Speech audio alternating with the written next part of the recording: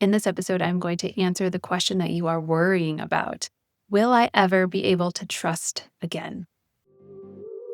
Welcome to Heartbreak to Wholeness, the podcast helping you heal from the mindfuck of narcissistic relationships and move towards the secure, peaceful woman you want to become.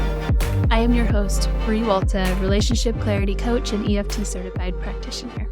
Let's dive in. Welcome back to Heartbreak to Wholeness. If you have ever said, I just don't know if I'll be able to trust anyone ever again, this episode is for you. Because trusting again after you've been cheated on or lied to or betrayed is a really tough ask, especially when first and foremost, you don't trust yourself.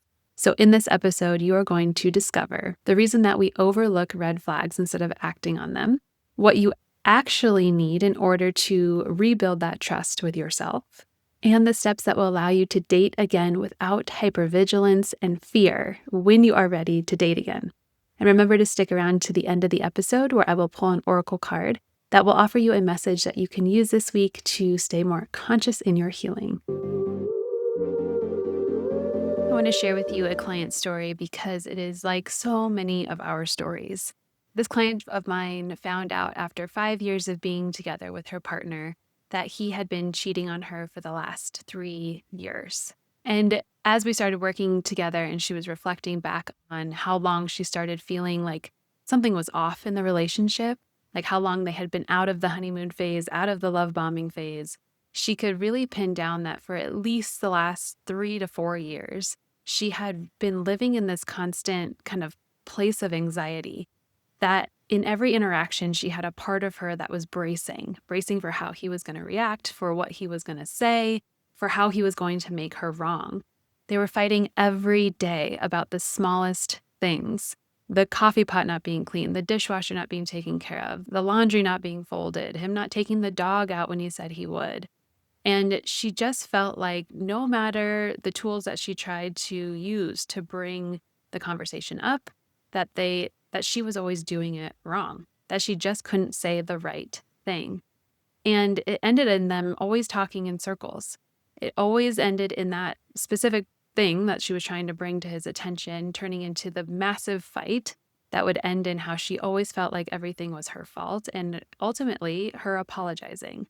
And she'd walk away from those fights being so confused with herself on what just happened and why did I take responsibility again when I was trying to ask him for help emptying the damn dishwasher. So those little things were just happening every day. And it was just sort of like just constantly dunking underwater. Like she just couldn't get her head above water on just the day-to-day basis. And then the bigger things were happening as well. So he would go out late at night with his friends and he would ignore her messages. And he would say he was going to be home at a certain time and often come home really late, 2, 3, 4 in the morning with no letting her know, with no heads up. And of course, as somebody who is expecting their partner home at a certain time, she was worried. She would try to go to sleep worried and often not be able to sleep because she was so worried. And in the morning, when she would try to bring this up to him, he would tell her that she was overreacting, that she was being too overbearing, that she was treating him like a child and just trying to mother him. Another bigger thing that was happening was that he was spending a lot of time on his phone when they were together. And this had historically been something that she brought up of like, hey, when we're chilling watching TV, I love spending just that time with you. But when you're on your phone, it feels like you're checked out. It feels like we're not actually spending quality time. And she knew her love language was quality time. And she knew that that was the reason why she felt so dismissed when he was on his phone next to her. So this was a conversation that they had already brought up and that he had already agreed to trying to make some changes on early on in the relationship. And so when she was recognizing that he was doing this again, she tried to gently bring it up, again, with all of these tools that she thought she had and trying to say it the right way and using the I feel language. And it was met over and over and over again with him telling her that she was too clingy, that she was just being codependent, that she doesn't know how to have independence in a relationship, that she was making problems out of nothing, that they wouldn't actually have problems in the relationship if she would just stop making everything a problem. If she would just stop being so dramatic and emotional about everything. And my client is very introspective, right? She values self-growth. So of course, when he started telling her these things, part of her was questioning, like, is this me? Am I causing the problems? So she started wondering, am I overbearing? Am I being too clingy? Is my anxious attachment really coming into play right now? Am I being dramatic? And so she dove into therapy, trying to really piece out what's going on, what can I do different, taking on a lot of responsibility and feeling really alone in trying to find the solution to what was happening in the relationship. She was trying to beg him to go to couples therapy and his own therapy so that he could be doing his work while she was doing her work, and then they could come together and have a more healthy relationship. She really felt like she was trying everything, that she was putting in so much effort, 110% to try to figure this out and to make it work. So what happened was they did end up going to couples therapy, and he would show up in the therapy sessions. He would say all the right things. The therapist was really working with them on different tools and all of this homework that they could take and try to implement between sessions. So she thought that he was trying.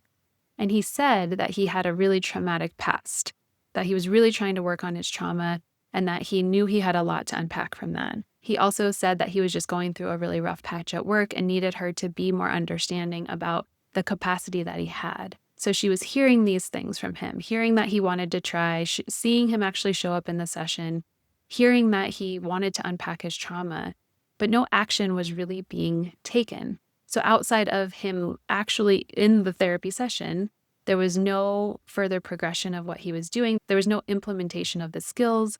There was none of him finding his own therapist to work on his trauma work. And so she could argue this, like, he's kind of trying, and I want to stick with this because I know he's got potential, and I am hopeful that he will do the things that he says he's going to do. But then there was no action. There was no follow through. And I know in my experience, I can relate to that and how confusing that is. And I'm wondering if you can relate to that scenario too. On one hand, feeling like something's not right. His actions are not matching his words. I'm not seeing improvement. But on the other hand, you're really wanting to help. You're really wanting to give him space and time to try. And you're really feeling that empathy. You're really feeling like, I know what it's like to do the work. I know it takes time. And maybe I just need to love him through this. So she's in this frustrating place. And as she's sitting in that place and things are continuing in the relationship as they are, she finds that he's cheating.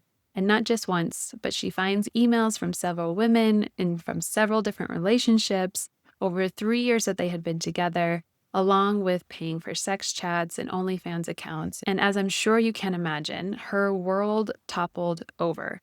She was gutted, seeing this evidence, seeing this proof that this person was not actually doing anything that he said he was doing. And if you have been betrayed, you know that gut-wrenching feeling, the immediate disgust, the immediate panic of, what am I going to do? Am I going to break up with this person? Where am I going to live? Where is he going to go? What is going to happen? And the anger. There's so much that floods us all at one time when we have that awareness moment, when we have that discovery moment of, fuck, this is real. All of my intuition that I had been feeling like something was off, all the things that didn't match his words and his actions, everything coalesces and we can't run from the truth. So this was the time that she found my work. And she came to me really wanting to unpack this relationship, really wanting to find clarity about what happened, why she ignored the red flags, and how to never do it again, because she never wanted to be in an unhealthy relationship again and feel this pain, this betrayal ever again. She really, really wanted a healthy relationship. She wanted to do everything that she could on her side of the street to set her up to show up in healthy relationships, to attract healthy relationships. And at the same time, she came to me fully convinced that she was never going to be able to love again.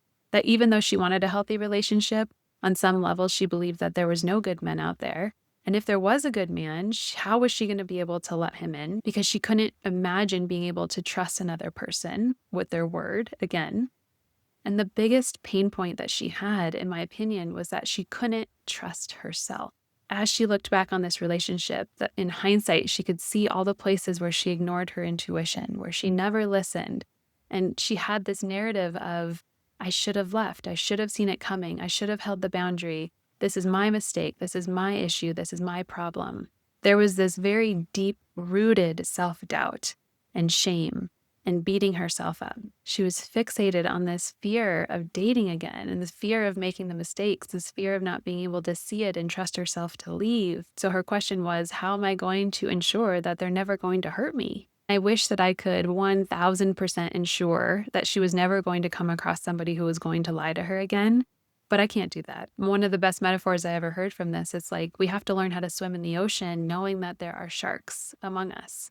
So we did 5 specific things to help her move from this hypervigilance to self-protection, to feeling trust with herself. The first thing we did was that we processed the pain of what happened. The part of her that was judging her was on full volume. So we met that part of her with a lot of compassion. And we were able to really normalize why she was on high alert, why she was so concerned about getting hurt again, and see that as an entry point to do the deeper healing around how hurt she was because of this betrayal, instead of getting stuck in that judgment loop that will keep you on the surface level of your healing. We have to meet judgment with compassion in order to get curious and to really untangle that pain. So we spent a lot of time in sessions trying to process how she felt because of what happened, giving her that safe space to be in those really uncomfortable emotions, namely anger, and let it move through her. The second thing that we did was to help her find proof that her intuition was working all along. So this is kind of flipping the script around what she was already doing and looking back in hindsight on all of these opportunities that she had of, I should have seen this, I saw that, why didn't I leave? And we looked at those things from a different lens, a lens of your intuition was working. Look, you knew. Now what we need to work on was your follow through. What happened? What was the junction? Where was the split where you heard your intuition, but you didn't make the follow through? So we worked through what really her deeper fears were around acknowledging the red flag. If I acknowledge this flag, then I'm actually going to have to leave this person and no one else is going to want me and I'm actually going to be alone forever. We worked on the fear that was actually preventing her from hearing her intuition out of like a self-preservation, self-survival place. And on top of that, we did work to find what her specific red flags were in relationships. So what were her non-negotiables in relationships? And how can she use all of that data moving forward to know like, hey, when something's butting up against this, it's time for me to pay attention. It's time for me to seek outside support to help me reflect back what I'm feeling, giving her that awareness, that backstop that she could use as she meets future people. The third thing that we did was really worked on rebuilding the trust that she had in herself.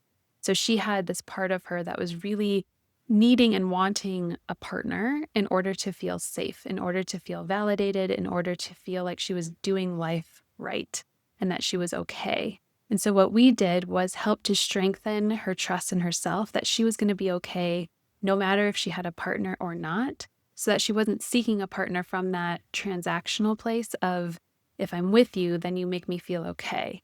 And instead, in future dating situations, she could show up saying, this is what I bring to the table, instead of this is what I need from you in order to feel okay. The fourth thing that we did was really give her the tools to be able to handle if something goes wrong in the future, right? If she feels heartbreak or betrayal again, or even anger or anxiety, to give her the tools to be able to sit with these harder feelings so that she could find resilience. Part of the work that I do with clients is helping them learn how to be with themselves, how to trust themselves, so that no matter if it's anxiety in a romantic relationship or anger with your boss or frustration with your mom or whatever, you're able to sit with those emotions, to regulate yourself, to know that you're safe, to then be able to advocate for your needs and open up that healthy communication. So the tools that she learned by working with me help her to build resilience in all aspects of her life. And then the fifth thing that we did, which is so important, is talk about what a healthy relationship dynamic looks like. She had never been in a healthy relationship, and she wasn't modeled a healthy relationship when she was younger.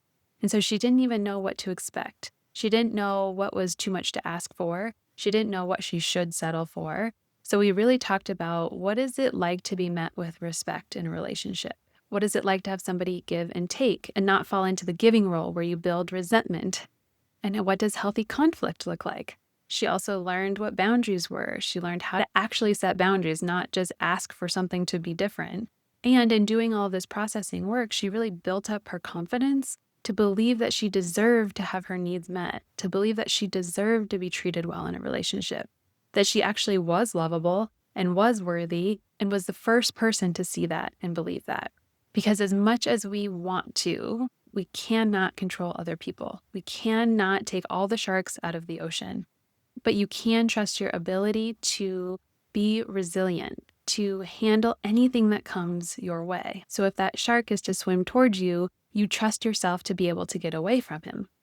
If we spend our whole life post-betrayal in a state of fear, in a state of protection, having these walls up around our heart, we're really letting the other person win, right? They are robbing us of the future ability to really feel love, to experience love from a healthy person. And to me, that feels like the ultimate form of control. So when I moved through my healing from my toxic relationship, I was like, I'm going to do whatever I need to do in order to get this person out of my brain and out of my body so that they're no longer dictating the way that I operate in my life. Finding that independence, finding that freedom, to me was more than just wanting a healthy relationship. It was like finally detaching fully from the energy that, like, the residual muck that came from my narcissistic ex, because you deserve healthy love. And healthy love should make your nervous system exhale, not brace. And so if you're in this place of having just been betrayed and believing that you're never going to trust anybody again, starting with yourself, I want to just say that I understand. I understand that fierce, like, go into your inner fortress, put up all the walls, cement it, lock it, bolt it, shut it down. It's safer in here. There's place to be in that inner fortress temporarily while we're finding the right tools in order to build the strength to eventually come out of that protection. But my hope for you is that you do eventually come out of that protection. I know it feels like you're never going to move on from this and that you're never going to trust again, but the healing really just requires a very delicate unpacking, processing, and relearning. And just like my client, this is possible for you too. So as I say in every episode, if you are trying to do this alone, it is taking longer and it is feeling harder than it has to. If you are feeling lost and hopeless that it will ever change, you just need the right guidance, the right support, the right person to hold your hand through the journey and show you which step to take. I know I did. So I got you. And I have a link in the show notes for a free intro session where we can just get to know each other. I can see where you are and I can share how I can help you. Please take that step if you are feeling ready, if you're feeling like I can't be in this pain any longer. I'm here for you. Let's pull a card to see what message wants to come through. It is Flo. Flo says, listen to Mother Ocean. She has a story to tell you. It's a story of movement, of motion, of flow. Allow yourself to rest in the gentle rise and fall of the tides now, life's natural rhythms. Even if you find yourself lost in the raging sea or swept into the riptide, relax into it. Fighting the tides only puts you at risk of drowning. Trust the universe is holding you afloat, like the sweet, gentle waves of the ocean. Notice where you feel stuck. Move your body, drink water, soak in a tub. Water is your teacher. Learn from her all that you need to know about finding your flow. Expand, contract, swirl, fill, ripple, gurgle, ebb, and flow. Love that so much. So to recap our main takeaways from today, now you have a better understanding of, just like my client, why we overlook red flags instead of acting on them. You have an idea of what you actually need in order to rebuild that trust in yourself after betrayal. And you have a good idea of the steps that I walk my clients through and that you too can take to move from that hypervigilance and that fear around dating again, helping to process what actually happened so that you can move forward in your life, free of your ex, trusting yourself with the confidence to know that you are okay no matter what, because you are. Remember, you are not alone as you are moving through this, and I will see you in the next episode.